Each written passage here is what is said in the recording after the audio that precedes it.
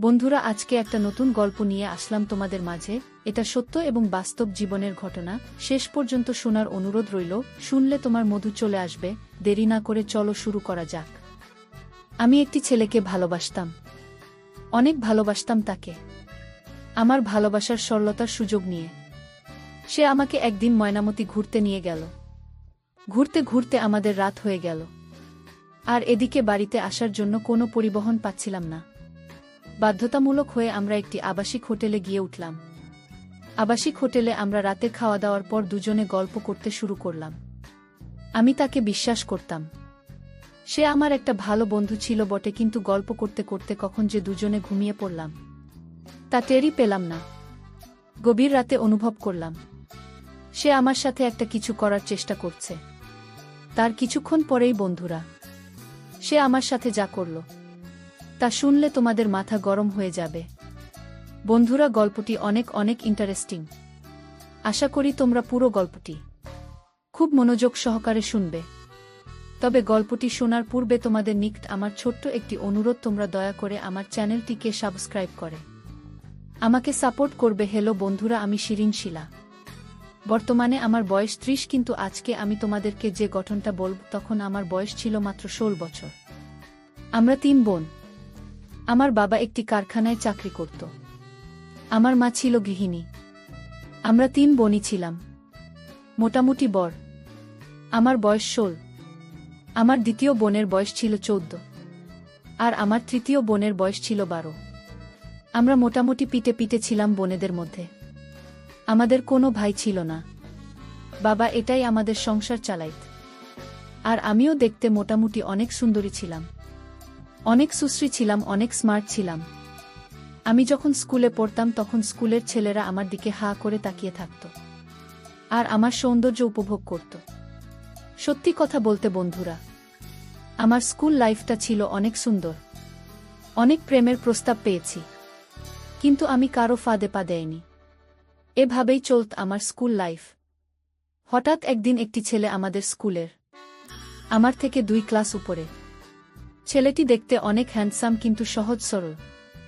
ছেলেটি শুধু আমাকে দেখে হা করে তাকিয়ে থাকে। আমার কাছে তখন মনে হয়েছিল ছেলেটি মনে হয় আমাকে কোনো কিছু বলতে চাইছে, কিন্তু আমি খুব একটা বেশি এদিকে নজর দিতাম না।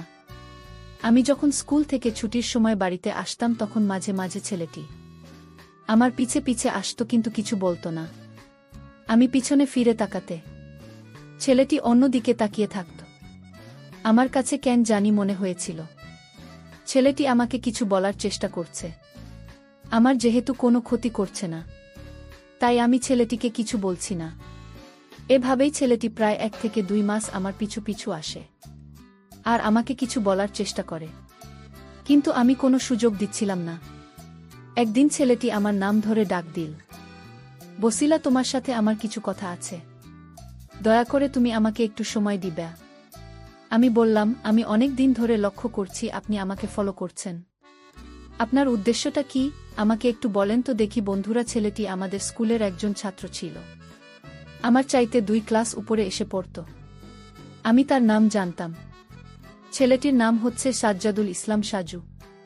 ছেলেটি দেখতে অনেক হ্যান্ডসাম, অনেক সুদর্শন, অনেক উঁচা লম্বা। বন্ধুরা, ছেলেটি যখন আমাকে বলল, শিলা, তুমি কি আমাকে একটু সময় দিবে? আমি তোমার সাথে একটু কথা বলতে চাই, যদি তুমি অন্ধকার চর্চা মনে না কর। আমি বললাম, না না, কি বলছেন আপনি? আপনি আমার বড় ভাইয়ের মতো, আপনি আমাদের স্কুলের একজন ছাত্র। হ্যাঁ, আপনি তোমার সাথে কথা বলতে পারেন। ছেলেটি আমাকে ধন্যবাদ জানিয়ে বলছিলাম, আমাকে একটু তোমার সাথে কথা বলতে সময় দেওয়ার জন্য তোমাকে অসংখ্য ধন্যবাদ। তারপর ছেলেটি আমাকে বলল, শিলা, তুমি কি জানো, তোমার সাথে কথা বলার জন্য, তোমাকে একটু দেখার জন্য আমি প্রতিদিন এই একই রাস্তায় তীর্থের কাকের মতো দাঁড়িয়ে থাকতাম। কখন তোমার সাথে একটু কথা বলবো, কখন তোমাকে একটু দেখতে পাব। আমি বললাম, যদি। আমি জানি আপনি আমাকে ফলো করছেন। আপনি আমাকে দেখার জন্য আমার পিছু পিছু হাঁটেন প্রতিদিন। এখন দয়া করে বলুন তো, আপনার উদ্দেশ্যটা কি? ছেলেটি যখন আমার সাথে কথা বলছিল তখন তার 2 হাত পিছনের দিকে রেখেছিল। আমি বুঝতে পারছিলাম না ছেলেটির হাতের মধ্যে কি এমন জিনিস রয়েছে যেন পিছন দিক থেকে আড়াল করে রাখছে, আমি মনে মনে সব কিছু ভাবছিলাম। ঠিক এই মুহূর্তে ছেলেটি পিছন দিক থেকে একটি তাজা গোলাপ ফুল আমার দিকে এগিয়ে বলল, শিলা, আমি তোমাকে অনেক ভালোবাসি, কিন্তু আমি কখনো তোমাকে বলতে পারছিলাম না। তোমার কাছে আসলে আমি যেন কেমন আনইজি ফিল করি। আমি ছেলেটিকে বললাম, আপনি যে আমাকে ভালোবাসেন, আমাকে চান, তা আপনার আচরণ থেকে আমি বুঝতে পেরেছিলাম। আর তাছাড়া আপনারা অনেক বড়লোক। আপনার বাবা অনেক টাকা পয়সার মালিক, ব্যবসা বাণিজ্য সব কিছুই আছে। কিন্তু আমার বাবার তো কিছুই নেই। আমার বাবা সামান্য একটা ফ্যাক্টরিতে চাকরি করে যে কয় টাকা পায় তা দিয়ে আমাদের কোনোরকম সংসার চলে। আপনার সাথে আমার যায় না, আপনি দয়া করে আমাকে ক্ষমা করে দিন। ছেলেটি আমার কথা শুনে আমাকে বলল, শিলা, আমি তোমাকে ভালোবাসি। আমি তোমার বাবার টাকা পয়সা, অর্থসম্পদ, পারিবারিক অবস্থায় সব কিছুকে ভালোবাসি না। তোমাকে আমার ব্যক্তিগতভাবে ভালো লাগে। শিলা, ভাল লাগা আসে মন থেকে। আমি সত্যিকার অর্থে মন থেকে তোমাকে ভালোবাসি। আমি কথা দিলাম শিলা, আমি কোনোদিন তোমার ভালোবাসাকে অসম্মান করব না। তুমি আমার ভালোবাসাকে ফিরিয়ে দিও না শিলা, তোমার ভালোবাসার কাছে আমি অসহায়। ছেলেটির এরকম মিষ্টি মিষ্টি কথা শুনে আমার আবেগী মনকে হার মানতে পারলাম না। ছেলেটির প্রতি আস্তে আস্তে দুর্বল হয়ে যেতে শুরু করলাম। ছেলেটির মুখে এত মিষ্টি মিষ্টি কথা, যে কথা আমার হৃদয় ছুঁয়ে গিয়েছিল। তারপরও ছেলেটিকে আমি কোনোভাবেই বুঝতে দেয়নি যে আমি তার প্রতি দুর্বল হয়ে যাচ্ছি। আমি মনে মনে ভাবতে লাগলাম, বড়লোকের ছেলে আজকে ভালোবাসার অভিনয় করে আমার সর্বনাশ করে তারপর চলে যাবে, কোনোভাবেই তাকে ভালোবাসা যাবে না। তারপর আমি মনে মনে ভাবলাম, ছেলেটিকে কিভাবে আমার কাছ থেকে বিদায় করা যায়, আমার পিছন থেকে তাকে সরিয়ে দেওয়া যায়।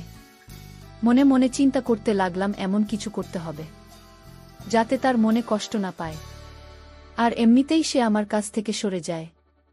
আমি বললাম, দেখো সাজু ভাই, তুমিও যেমন আমাকে ভালোবাসো, ঠিক আমাকে একটি ছেলে এরকম ভালোবাসে। সে তোমার আগে আমার জীবনে এসেছে। এখন আমি কি করব সাজু ভাই? আমাকে একটা বুদ্ধি দাও, একটা পরামর্শ দাও। আমি তো তোমার জন্যই ছেলেটিকে ঠকাতে পারি না।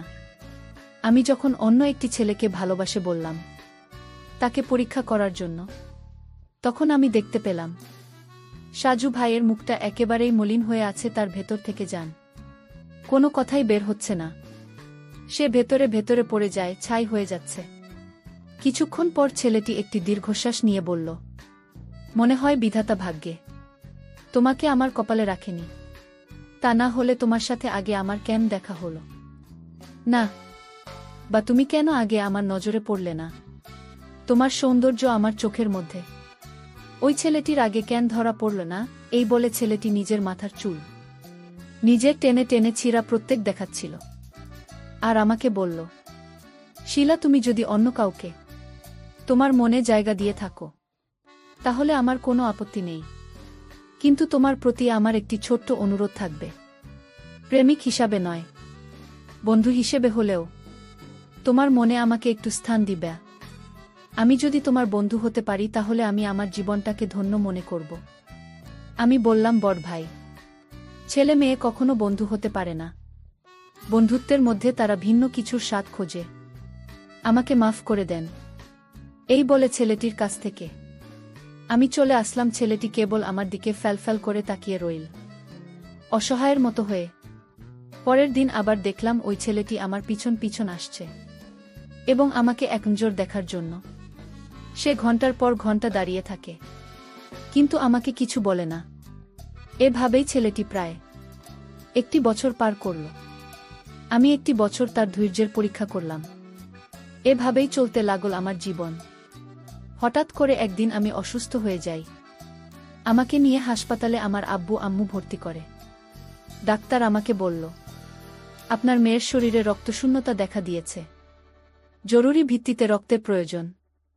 যদি সময়মতো রক্ত না পাওয়া যায় তাহলে আপনার মেয়েকে বাঁচানো আমাদের জন্য কঠিন হয়ে যাবে। আমার আব্বু আম্মু, আমাদের পরিবারের সবাই তখন হতাশাগ্রস্ত। কি করবে বুঝে উঠতে পারছিল না। ঠিক এই মুহূর্তে ওই ছেলেটি কার কাছ থেকে যান খবর পেয়ে আমি অসুস্থ হয়ে হাসপাতালে ভর্তি। খবর পেয়ে পাগলের মতো ছুটে আসলো হাসপাতালে এসে আমাকে দেখে দিল আমার আব্বু তখন ছেলেটিকে জিজ্ঞেস করল, কে তুমি বাবা, তুমি আমার মেয়েকে দেখে কাঁদছ কেন? তখন ছেলেটি বলল, আঙ্কেল, আমি আসিলা একই স্কুলে পড়ি, সে আমার থেকে 2 ক্লাস নিচে পড়ে। আর ছাড়াও আঙ্কেল, শিলা আমার খুব একটা ভালো বন্ধু।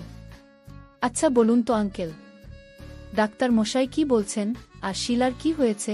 তখন আমার আব্বু বলল, বাবা তোমার নাম কি? আমি বললাম, আঙ্কেল আমার নাম সাজ্জাদুল ইসলাম সাজু, আমি আপনাদের এলাকারই সন্তান। আমার আব্বুর নাম সাবির মিনা গুঞ্জে, আমার আব্বুর কাপড়ের ব্যবসা আছে। তখন আঙ্কেল আমাকে বলল, তুমি সাব্বির মিয়ার ছেলে, এসো এসো বাবা বসো। তখন ছেলেটি বলল, আঙ্কেল শিলা কিভাবে অসুস্থ হয়েছে আর কি সমস্যা, এবার আমাকে একটু খুলে বলুন তো দেখি।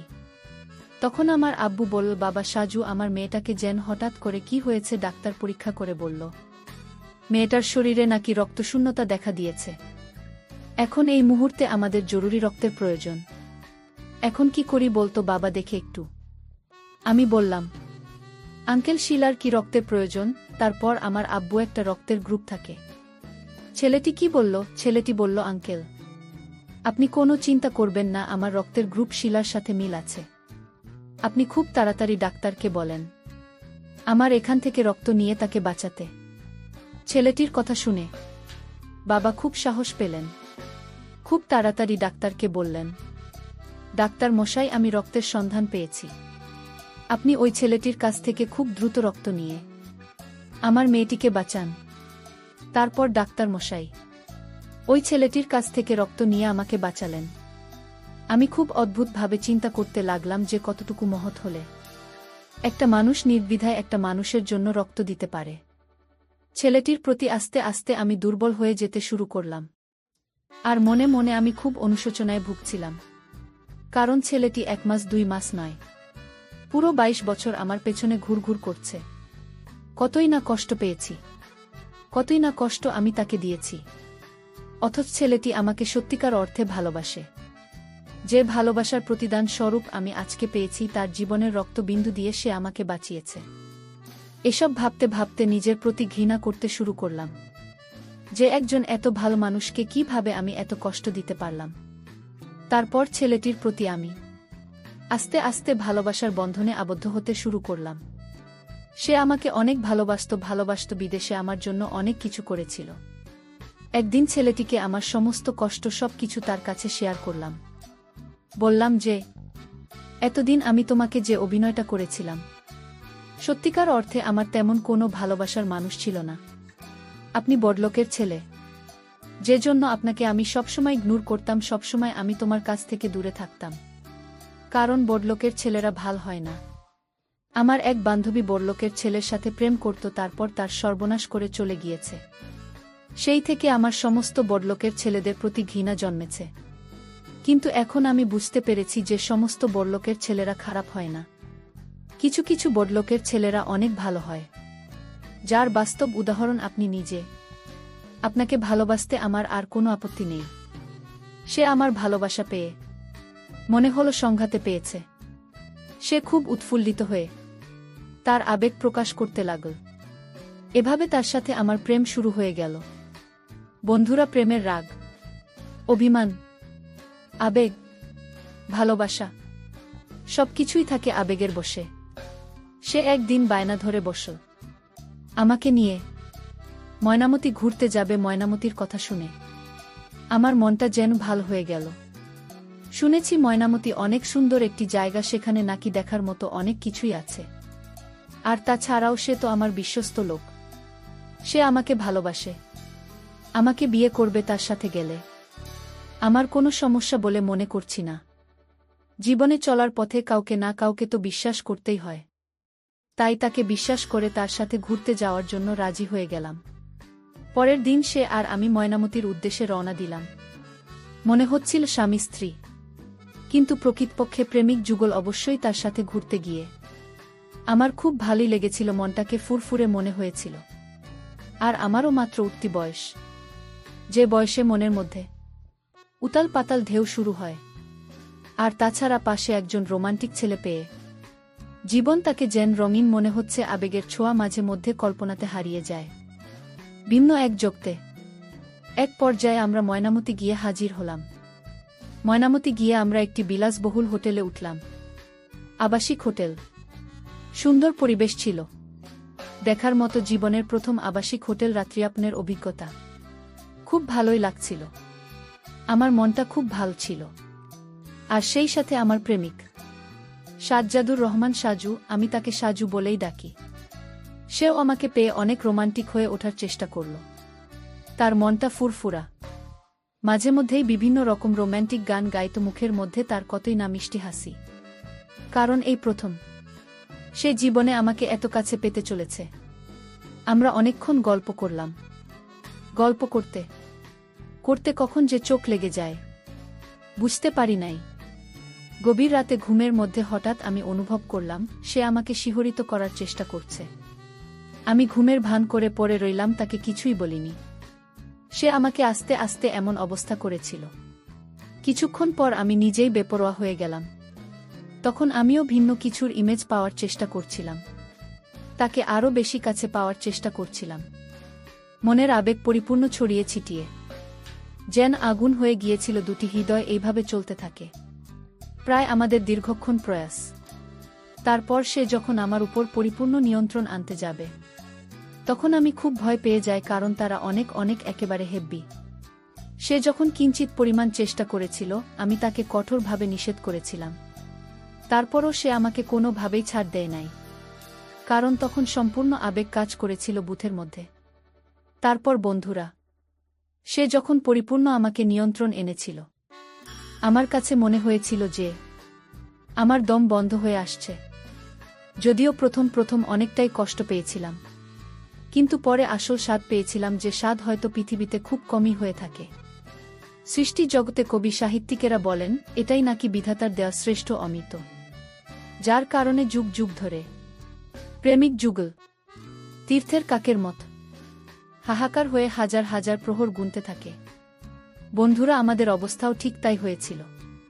এর কিছুদিন পরে আমার আর ওর সাথে বিয়ে হয়ে যায়। বিয়ের পর আমরা প্রতিদিনই আমাদের হ্যাপি মুহূর্ত কাটাতাম। বন্ধুরা, এখন আমরা খুব ভালোই আছি, খুব সুখে আছি। তোমরা সকলেই আমাদের জন্য দোয়া করবেন। বন্ধুরা, আজকে এই পর্যন্তই। আবারও আসব তোমাদের মধ্যে নতুন কোনো ভিডিও নিয়ে। ভিডিওটি যদি তোমাদের ভালো লাগে তাহলে একটি লাইক দাও। প্রতিদিন আমি তোমাদেরকে একটা করে নতুন গল্প উপহার দিব, তাই তোমাদেরকে অনুরোধ করে বলছি, তোমরা যদি এরকম ধরনের ইন্টারেস্টিং গল্প পেতে চাও তাহলে দয়া করে আমার চ্যানেলটি সাবস্ক্রাইব করো। পরিশেষে তোমাদের সকলের সুস্বাস্থ্য কামনা করি। ভিডিওটি দেখার জন্য তোমাদের সকলকে অসংখ্য ধন্যবাদ।